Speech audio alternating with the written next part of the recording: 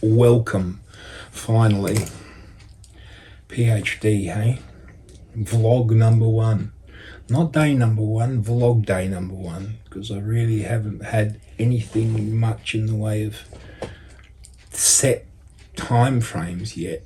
I've just set up my first fortnightly meeting with my supervising professor, Dr. Carolyn Beasley, over in Melbourne at Swinburne, and I am now going to read off of a little bit of a script about everything that I've done so far leading up to this first particular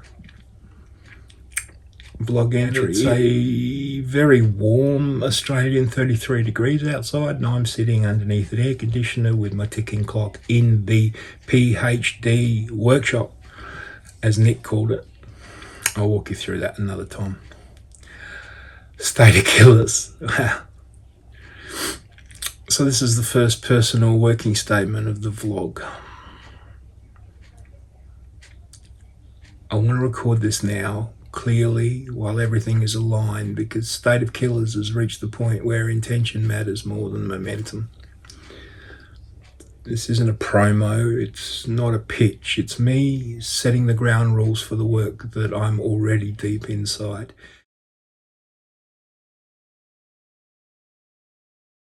What State of Killers is? Well, that's an interesting question.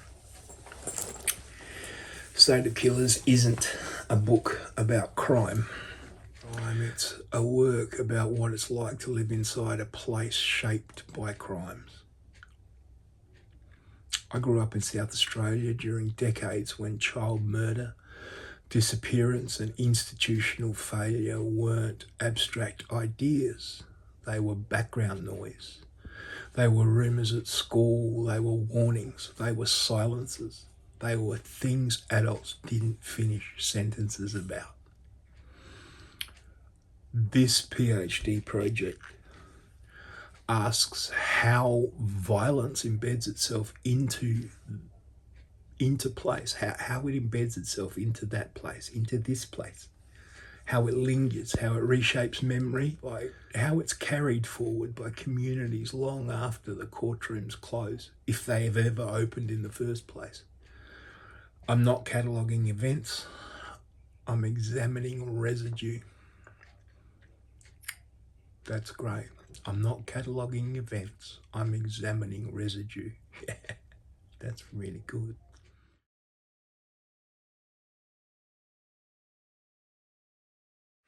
So here's my position within the work itself. I'm not the protagonist of this book. I don't write as an investigator, and I'm not writing as a crusader. I'm not writing as a victim speaking for others. I'm writing as someone shaped by proximity. I was there, I grew up in it, I watched how these cases affected people, places, behaviour and trust, and I'm still watching how they do.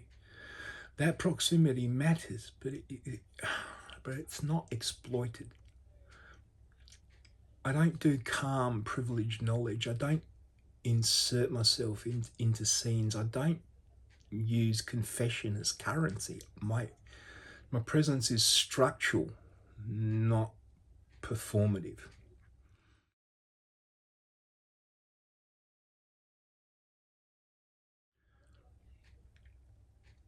So I can't tell you what this book is going to be yet, but I can tell you what this book definitely refuses to be. It's not true crime entertainment, and it's not a police procedural.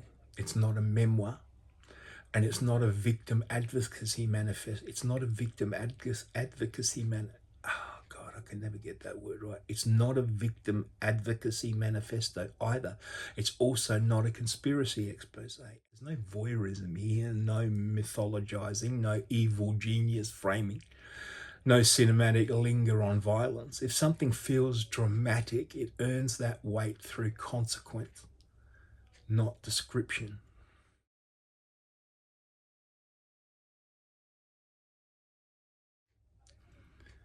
I've got to say something about ethics first up.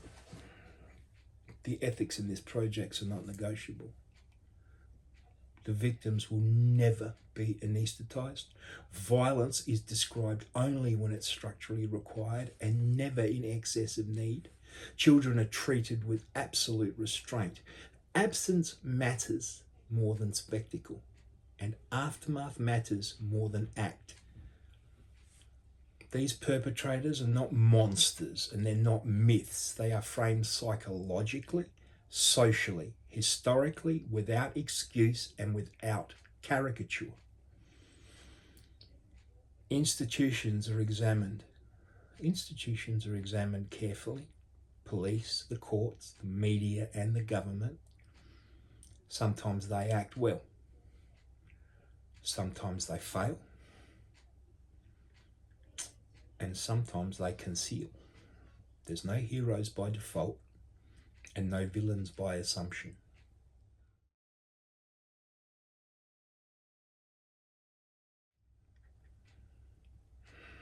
What else can I say? Word about structure. So why does this move? Why does this book move backwards? State of Killers is written in reverse chronological order. That choice is deliberate. As the book moves backwards through time, investigative tools weaken, safeguards disappear, accountability thins, and the silence thickens. What looks like progress at the surface often masks regression underneath. The structure itself carries meaning.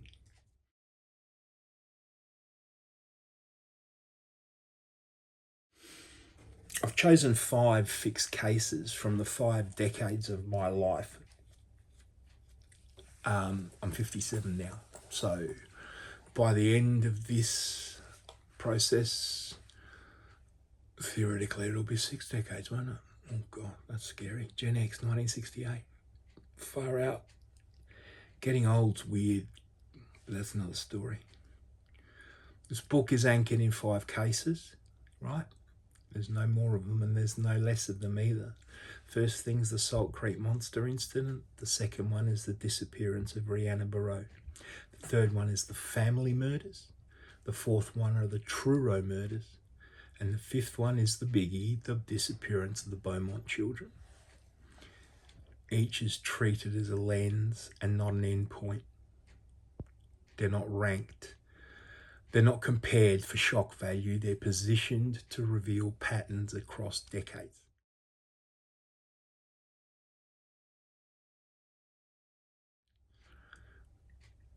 And this thing that I've called shorts, and I still don't know how it's going to ultimately plan out, not at the start. I'm only going to know that as I go through, but here's why they exist for now.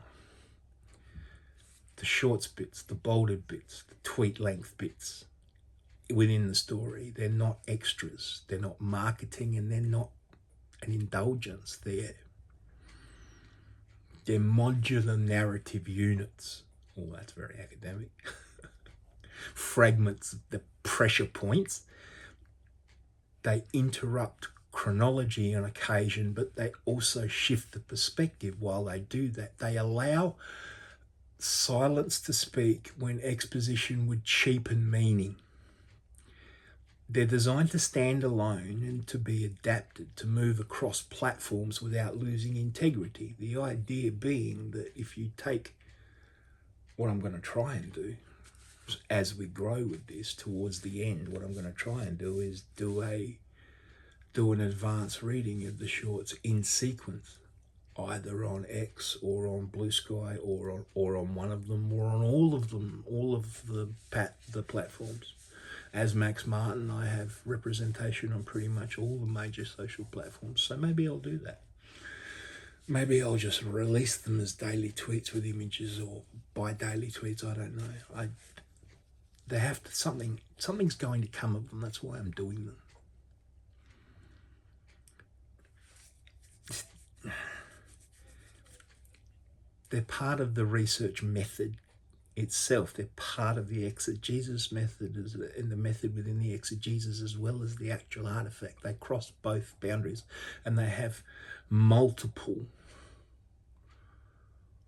reasons for existing. That's not the right word. Anyway, I'll embellish later.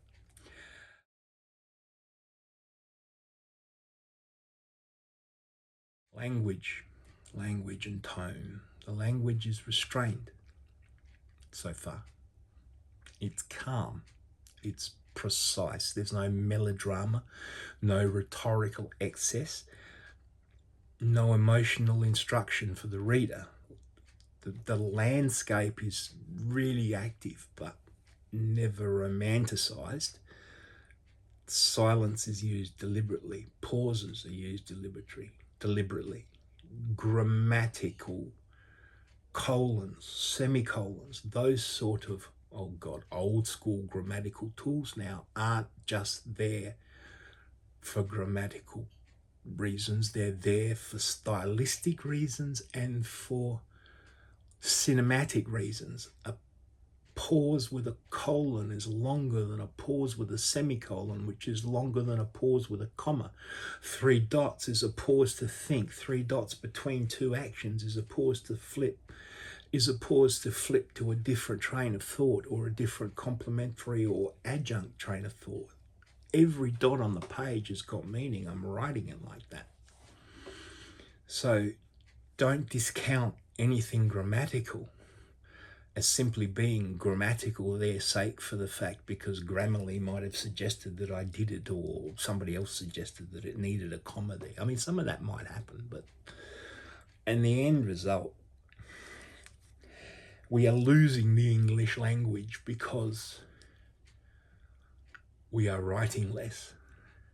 We are producing more words, but we are writing less. AI has just turned this thing into an amazing wordscape. Words have got more meaning now in 2026 than they did when I was a kid growing up in primary school.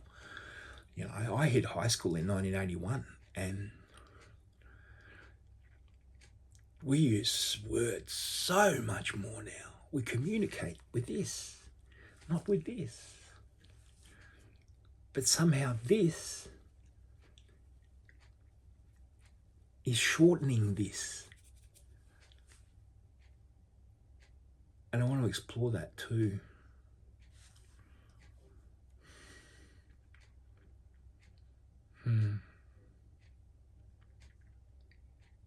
I've placed trust in you, in the reader. A lot of it. And I hope that there's enough levels of nuance in there for those of you that are brilliant readers, as I am, and always have been, will get it all, or most of all of it. And those that are lesser readers will still get it. That's the whole point. That's another reason the shorts are there, is because we are thinking in tweets now. The world is all tweeting, you know, or it's, as Trump's doing at the moment, or it's doing a Truth Social, or it's doing an X post, or it's doing whatever platform you happen to be on. And it's all about that now. But it has to be more than that, because that's not enough. But it's a start. I don't even know if that makes sense, but hey, there it is.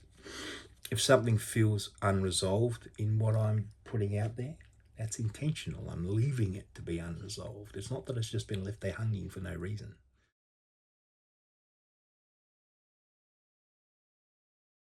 Some things are locked in, right? The things that are locked won't change.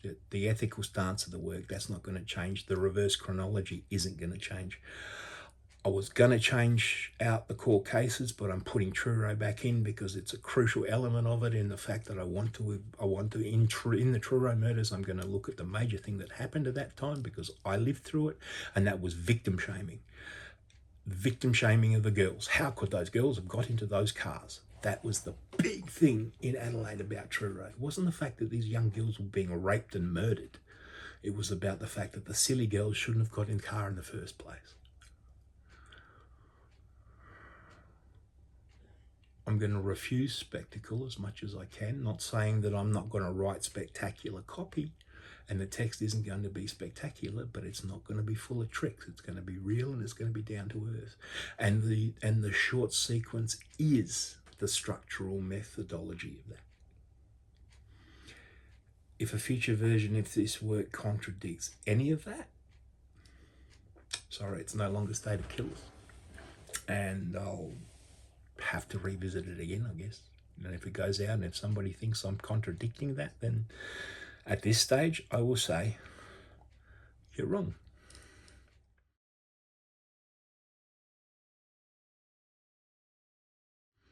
So what's still open then? Well, chapter length, internal sequencing, where reflective passages sit, how the exegesis is articulated next to it.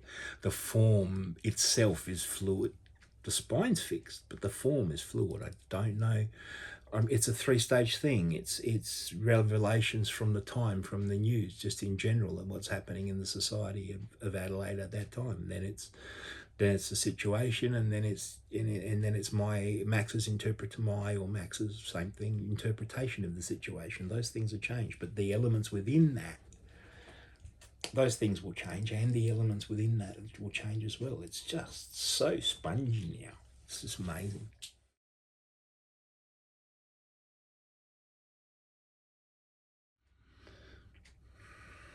So why am I recording this? I'm recording this now to start and mark the first point of clarity. From here on, decisions are measured against this framework and not against market pressure. I'm not going to change things for trend, and I'm not going to collapse to the appetite for sensation, even though there is a huge appetite for sensation in this, believe me. Have to be super careful with the ethics, and I have to be resistant by design. Can't let it slide into any one of those showboaty areas. It has to fit everything and at the same time do the best in every area. It's a tough one.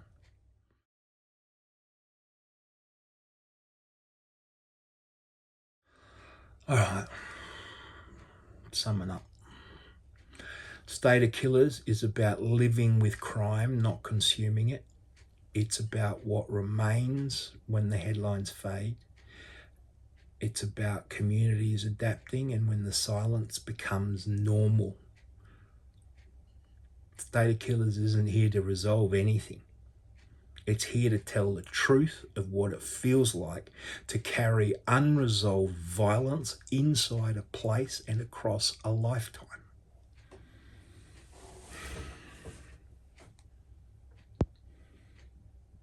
That's the work. And that's the line. And everything else, that's editing.